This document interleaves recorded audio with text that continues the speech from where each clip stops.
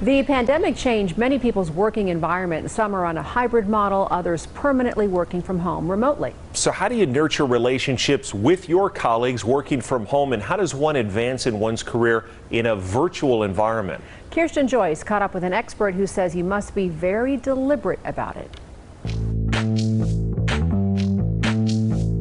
It really just became the new way of life for us. Jake Elson is the Chief Operating Officer for SAE Institute North America. He's based in Las Vegas, but oversees the operations of half a dozen U.S. campus locations and one in British Columbia. When the pandemic hit, he transitioned to fully remote. I went from visiting my teams every other month or quarterly to not seeing folks face-to-face for several months, and those in Canada now for over a year. Managing an operation with more than 10,000 students, Elson needed to remain connected. With many of us, Zoom happy hours seem to be a good way to push past the Zoom fatigue and really spend some quality time socializing and reestablishing relationships. You have to be intentional. That's the hardest part. Kimberly B. Cummings gives about 50 speaking engagements a year on how to successfully advance in one's career. She says it's all about relationships and says even in a virtual world, you still need to cultivate your network. So there are 4 key relationships that every professional needs: peers, teachers, mentors, and sponsors. The key difference in mentors and sponsors are that sponsors have the influence to pull you from where you are to where you'd like to be.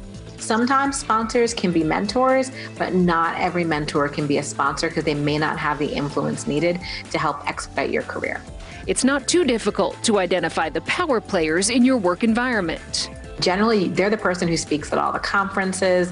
They're normally selected for key projects. There's generally a buzz about them when they walk into the room.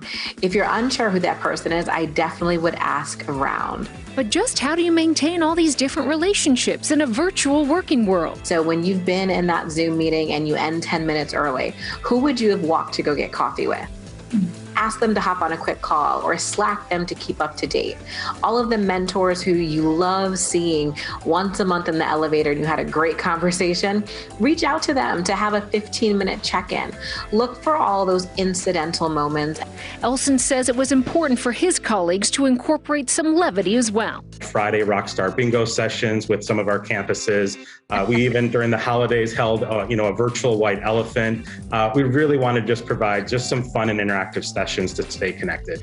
As for networking, Cummings says today it's all about deepening the existing relationships you have. The tip that I always give folks is when you're on a virtual event, see who is busy in the chat and figure out who is the most engaged, who can you connect with. Ask a question yourself. That's a great way to shine the light on yourself a little bit during a virtual event. And then take that relationship offline. Ask for someone to meet with you for 15 minutes. I'd love to debrief with you about the event that just happened. Kirsten Joyce, 8 News Now.